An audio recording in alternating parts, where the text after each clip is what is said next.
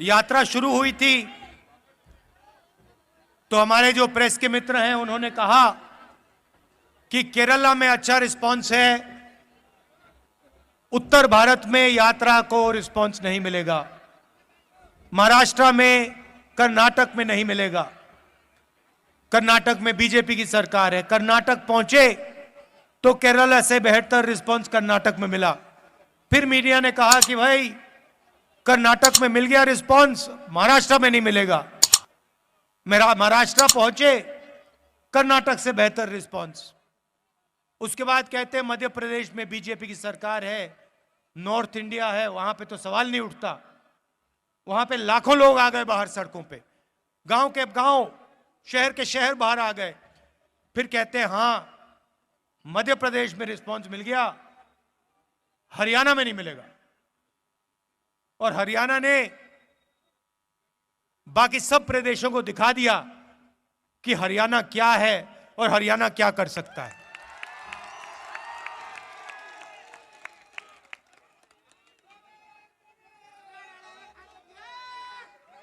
और जो हमने नफरत मिटाने की बात की, डर मिटाने की बात की,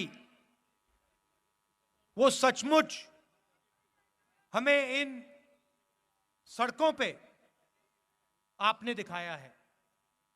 इस यात्रा में किसी ने गलत तरीके से किसी से बात नहीं की। कोई गिरा, चाहे हिंदू हो, मुसलमान हो, सिख हो, ईसाई हो, मैंने अपनी आंखों से देखा। जैसे ही गिरा, यात्रा ने उस व्यक्ति को अपने गोद में लिया। किसी ने नहीं पूछा भाई तुम हिंदू हो, मुसलमान हो, सिख हो, ईसाई हो, कौन सी जात के हो, ना। जैसे ही कोई गिरा वैसे ही पूरी यात्रा ने, हिंदुस्तान ने उसको अपना माना, उसको उठाया, पानी पिलाया, अगर पट्टी की जरूरत थी पट्टी की, और फिर कहा चलो चलो हमारे साथ चलो। यह आपने दिखाया हमें, और यह नई चीज नहीं है। यह आपका जो प्रदेश है, यह सदियों से देश को यही दिखा रहा है। महाभारत की जमीन है, कौरव पांडवों की जमीन है। जो उस समय लड़ाई थी, बात लोगों को अभी समझ नहीं आ रही है, मगर जो उस समय लड़ाई थी वही आज लड़ाई है। लड़ाई किसके बीच में है?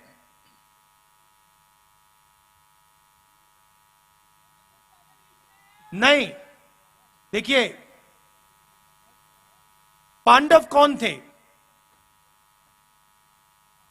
अर्जुन, भीम, ये लोग कौन थे? ये लोग तपस्या करते थे।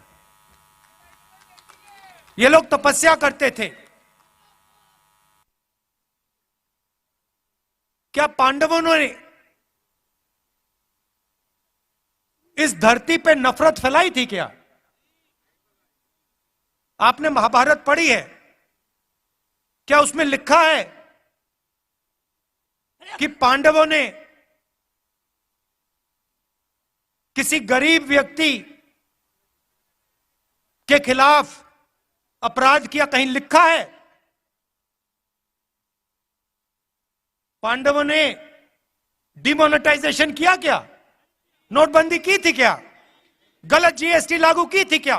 कभी करते? कभी नहीं करते। क्यों नहीं करते? क्योंकि वो तपस्वी थे और वो जानते थे कि नोटबंदी, गलत जीएसटी, किसान बिल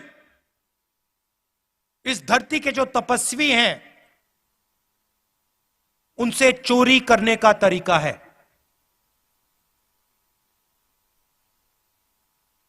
एक तरफ तपस्वी थे, 5 थे,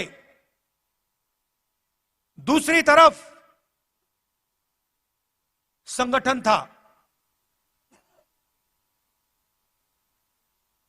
एक तरफ 5 तपस्वी और भीड़, उनके साथ पांडवों के साथ हर धर्म के लोग थे।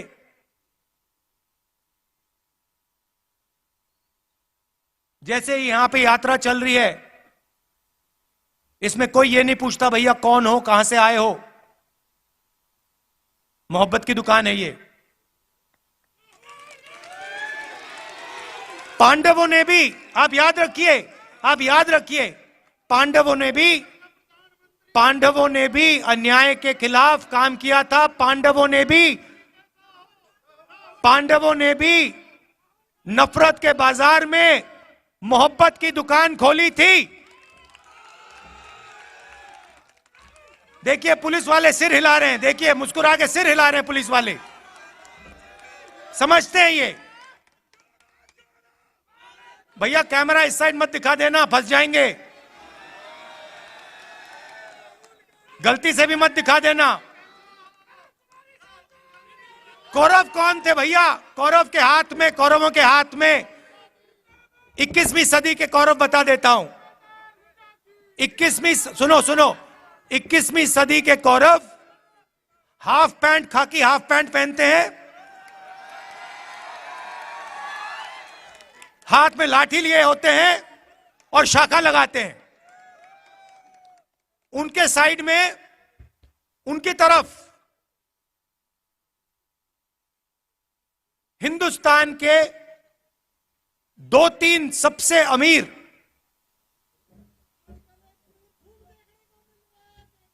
अरबपति कौरवों के साथ खड़े हैं। भाई और बहनों, नोटबंदी किसने करवाई? गलत जीएसटी किसने लागू की? किसके लिए की गई और किसके खिलाफ की गई, ये आप समझिए। नोटबंदी, गलत जीएसटी नरेंद्र मोदी ने जरूर साइन किया, मगर नरेंद्र मोदी जी की शक्ति ने गलत जीएसटी, नोटबंदी नहीं लागू करवाई। हिंदुस्तान के 2-3 अरबपतियों की शक्ति ने, इन्होंने प्रधानमंत्री का हाथ चलाया। मानो ना मानो, आपको देखने को मिलेगा उस समय के अरबपति पांडवों के साथ खड़े थे क्या? अगर खड़े होते तो पांडव जंगल में क्यों बैठे थे? पांडवों को घर से क्यों निकाला? क्योंकि उनके साथ अरबपति नहीं खड़े थे, मगर उनके साथ इस धरती की जनता, इस धरती के किसान, इस धरती के मजदूर, इस धरती के गरीब, इस धरती के छोटे दुकानदार, इस धरती के स्मॉल और मीडियम बिजनेस सब खड़े थे। ये देश, भाइयों और बहनों, ये देश तपस्वियों का देश है। मुझे कहा जाता है, मुझे किसी ने कहा आप 3000 किलोमीटर चले। मैंने उससे कहा तो क्या हुआ? मैंने क्या बड़ी बात कर दी? अगर आप जाओ और इस देश के किसी भी किसान से पूछो, भाई पिछले 4 महीनों में आप कितने किलोमीटर चले हो, वो आपको बता देगा 3000, 4000, 5000 किलोमीटर चला हूं। हां, कन्याकुमारी से दिल्ली नहीं चला हूं, मगर अपने खेत में चला हूं, मंडी गया हूं, मंडी जाकर वापस आया हूं, फिर मंडी गया हूं, फिर वापस आया हूं, खाद खरीदने गया हूं, बीज खरीदने गया हूं। मैंने क्या बड़ा काम किया? कुछ नहीं। किसी भी मजदूर से आप पूछ लो, आपको बताएगा 24 घंटा मैं सर पर बोझ रख के आगे पीछे आगे पीछे आगे पीछे चलता जाता हूं। वो ये जो घड़ी है ना फिटबिट वाली, ये जो मैं पहना हूं, जो किलोमीटर दिखा देती है, वो नहीं पहनता है। इसलिए उसको शायद पता नहीं लगता कितने किलोमीटर चला है। हमारे साथ यात्री चले, मुझे कहते हैं भैया 3000 किलोमीटर चले। मैंने उससे कहा भैया तुम्हें खाना मिला आज सुबह? भोजन खाया तुमने? कितने बार भोजन खाया? 3 बार खाया ना।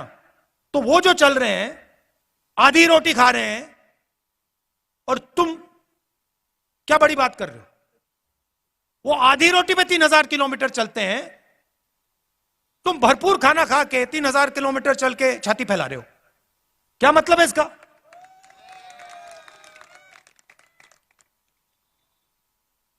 फिर ये मेरी टी शर्ट के पीछे पड़ गए।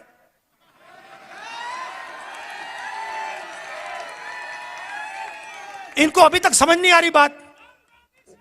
नहीं, उनको समझ नहीं आ रही बात। देखो ये कह रहे हैं टी शर्ट क्यों पहना है, ये सफेद टी शर्ट क्यों पहना है, इसको सर्दी नहीं लगती। सबसे पहले मैं आपको बताता हूं क्यों पहना हूं।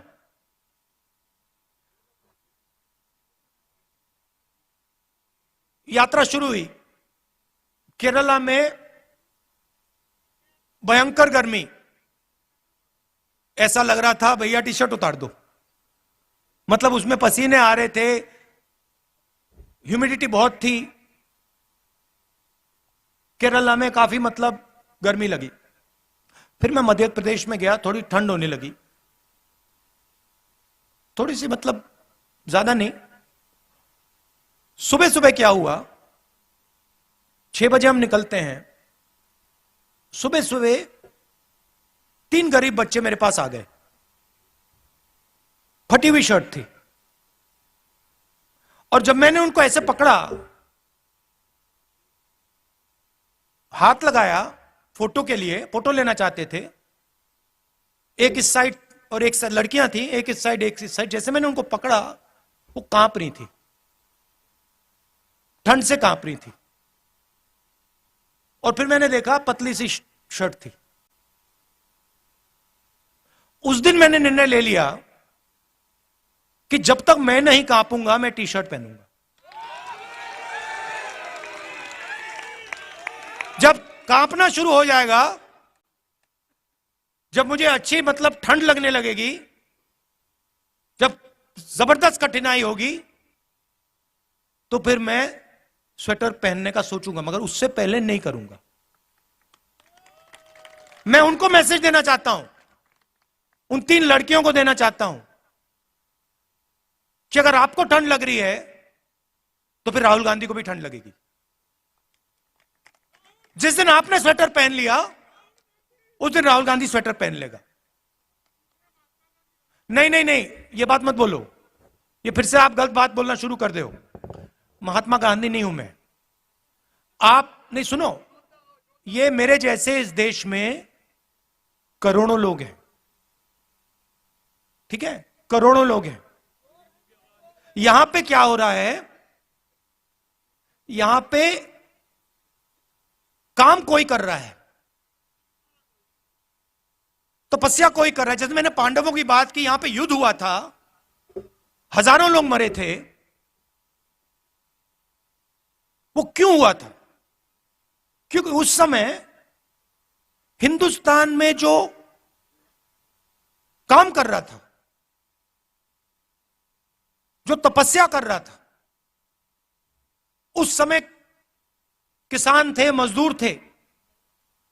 आज किसान हैं, मजदूर हैं, छोटे व्यापारी हैं, स्मॉल और मीडियम बिजनेस चलाते हैं। आज हमारे पास माइक्रोस्कोप बनाने वाले लोग आए, आप बनाते हैं, मैन्युफैक्चरिंग है, देखो इनकी 100-200 लोगों को ये रोजगार देते हैं।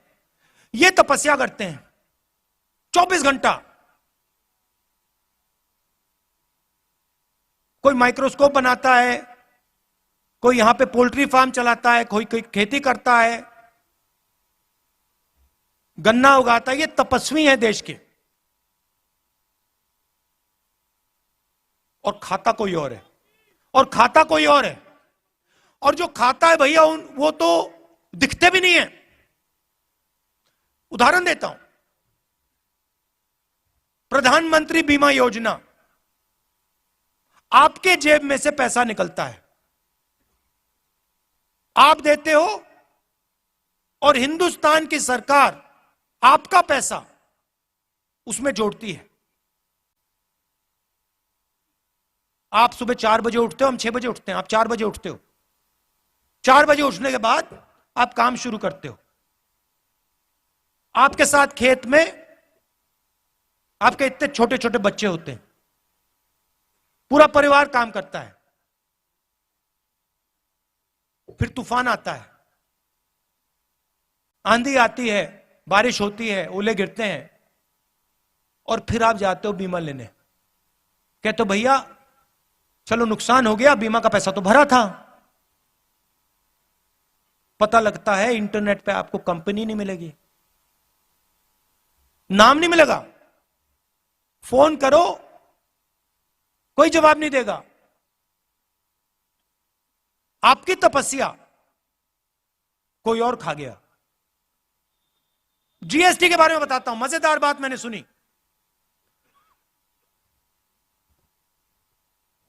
अगर आप, चाहे वो मैदा हो, गुड़ हो, अगर आप 25 किलो से कम मैदा गुड़ अपनी दुकान में बेचते हो, छोटे व्यापारी की बात कर रहा हूं, अगर 25 किलो से कम बेचते हो तो आप पर जीएसटी लग जाती है, और अगर आप 25 किलो से ज्यादा बेचते हो आप पे जीएसटी नहीं। मतलब छोटे व्यापारी पे जीएसटी, अदानी पे जीएसटी नहीं। क्यों? आपने क्या गलती की? अगर आप पे लग रही है तो उन पे लगनी चाहिए, अगर उन पे ना लगे तो आप पे ना लगे। किसान आए हमारे पास, एमएसपी की बात की। हिमाचल प्रदेश में मैंने आज अखबार में पढ़ा, सेब का पूरा व्यापार एक उद्योगपति के हाथ में। जम्मू कश्मीर जाएंगे, पूरा का पूरा सेब का व्यवहार उसी उद्योगपति के हाथ में। नहीं हुए भैया, क्योंकि शहीद जो होता है उसको शहीद का दर्जा मिलता है। पार्लियामेंट हाउस में मैंने बात उठाई, कांग्रेस पार्टी ने बात उठाई कि भैया ये 700 लोग शहीद हुए हैं, इनका नाम तो ले लीजिए पार्लियामेंट हाउस में, शहीद का दर्जा तो दे दीजिए। प्रधानमंत्री कहते कोई शहीद नहीं हुआ। हमने मौन करा दिया वहां पे, मैं खड़ा हो गया, मैंने कहा भैया हम तो मौन करेंगे। स्पीकर गुस्सा हो गया मुझसे, कहते देखिए पार्लियामेंट हाउस में जो 700 किसान शहीद हुए हैं उनके लिए 2 मिनट मौन नहीं रखा जा सकता है। हम जानते हैं कि शहीद हुए, उनके परिवार जानते हैं कि शहीद हुए, हिंदुस्तान की सरकार नहीं जानती, उनके लिए नहीं शहीद हुए। मगर वैसे मैं उनकी बुराई इतना नहीं करना चाहता, वो करने जो कर रहे हैं करने दो उनको। मैं क्या चाहता हूं कि जो तपस्वी है, चाहे वो किसान हो, मजदूर हो, छोटा व्यापारी हो, जो वो तपस्या करे, गीता में लिखा है। क्या लिखा है गीता में तपस्या के बारे में? बताइए भैया, आपसे ले रहा है। तपस्या करो और फल मत देखो। मगर गीता में यह नहीं लिखा है कि तपस्या करो और फल नहीं मिलेगा।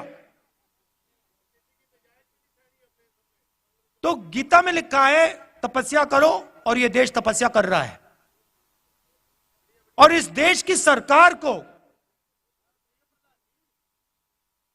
उस तपस्वी की मदद करनी चाहिए, उस तपस्वी की रक्षा करनी चाहिए। ऐसा हिंदुस्तान में देखना चाहता हूं। यात्रा का यही लक्ष्य है। यात्रा का लक्ष्य यह है, यात्रा देश को यह बता रही है कि आपकी तपस्या जाया नहीं जानी चाहिए। मैं जानता हूं कि जिस दिन हिंदुस्तान के किसान, मजदूर, छोटे व्यापारी इनकी तपस्या का फल मिल जाएगा, उस दिन इस देश के सामने कोई देश नहीं खड़ा हो सकता है। ये आप अपने मोबाइल फोन के पीछे देखो, इसमें लिखा मेड इन चाइना। पुलिस वालों के जूतों के नीचे लिखा होगा मेड इन चाइना, शर्ट के पीछे मेड इन चाइना, माइक्रोफोन के नीचे मेड इन चाइना। तंग आ गया हूं मैं मेड इन चाइना से। जहां देखो made in China, made in China. मैं चाहता हूं कि वहां पे बीजिंग में एक चाइना का युवा फोन देखे, उसमें लिखा हो मेड इन कुरुक्षेत्र। ले, ऐसा हिंदुस्तान चाहता हूं। और जो कुरुक्षेत्र में जिसने माइक्रोस्कोप बनाया, सॉरी अंबाला, जिसने अंबाला में माइक्रोस्कोप बनाया, उसके जेब में चाइना के युवा के पैसे आए। ये चाहता हूं मैं। तो मगर सबसे पहला कदम डर और नफरत को मिटाने का है। देखिए, हरियाणा में युद्ध हुआ था, पांडवों ने डर और नफरत को मिटाने का काम किया था। जैसे मैंने कहा, नफरत के बाजार में मोहब्बत की दुकान खोली थी।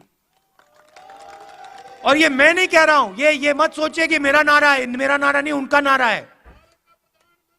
ये पांडवों का नारा है, ये पांडवों का नारा है, ये भगवान राम का नारा है, ये इस देश का नारा है। और हजारों सालों से यह नारा चल रहा है। ये कुछ नया काम नहीं किया मैंने। आखिरी बात कहना चाहता हूं, और यह आपको मालूम होनी चाहिए। देखिए, जब भी मैं चल रहा हूं, जहां भी मैं जाता हूं, राजस्थान में जय सिया राम, जय सिया राम। अच्छा, ये आरएसएस वाले हर हर महादेव तो कभी नहीं कहते। आप देखो, नोट करो, कभी नहीं कहते ये। क्यों नहीं कहते? नहीं, मैंने सोचा इसके बारे में, क्यों नहीं कहते हर हर महादेव, क्यों नहीं कहते? नहीं, क्योंकि शिव जी तपस्वी थे और ये हिंदुस्तान की तपस्या पे आक्रमण कर रहे हैं, इसलिए हर हर महादेव नहीं कह सकते। मगर बात मैं जय सिया राम की कर रहा हूं। यहां पे राम राम राम राम सुना मैंने, राम राम, जय सिया राम। अब जय सिया राम ये कभी नहीं कहते। इन्होंने सीता जी को नारे से निकाल दिया, उठा के बाहर फेंक दिया, कहा हम नहीं कहेंगे। ये हमारी हिस्ट्री, हमारे संस्कार, हमारे इतिहास के खिलाफ काम किया इन्होंने। और जब भी कांग्रेस पार्टी का कोई भी कार्यकर्ता आरएसएस के कार्यकर्ता के सामने आए, उससे कहो तुम जय सिया राम कहोगे, और उससे जय सिया राम कहलवाओ। क्योंकि जितने जरूरी राम थे, उतनी ही जरूरी सीता थी। तो आप सब यहां आए, इतने प्यार से आपने मेरी बात सुनी, दिल से आपका धन्यवाद करना चाहता हूं। और आज एक कमी रह गई, आज एक कमी रह गई। हमने आज वो जो बीजेपी के लोग करते हैं, देखिए उनके संगठन में महिलाएं तो होती नहीं है, अलाउ ही नहीं है। अभी तक नहीं समझ आया मुझे उनके संगठन में महिलाएं क्यों नहीं हैं, वो अलग बात है, मगर आज हमने पूरा दिन महिलाओं का कर दिया। तो जो हमारे पुरुष हैं उनको आज थोड़ी मुश्किल हुई, आप अंदर नहीं आ पाए, आप मिल नहीं पाए, तो मैं आपसे माफी मांगना चाहता हूं। और कल दोनों स्त्री और पुरुष का दिन है, तो आप सब लोग आ पाएंगे और आपसे मिल सकेंगे। दिल से बहुत बहुत धन्यवाद। नमस्कार। जय हिंद।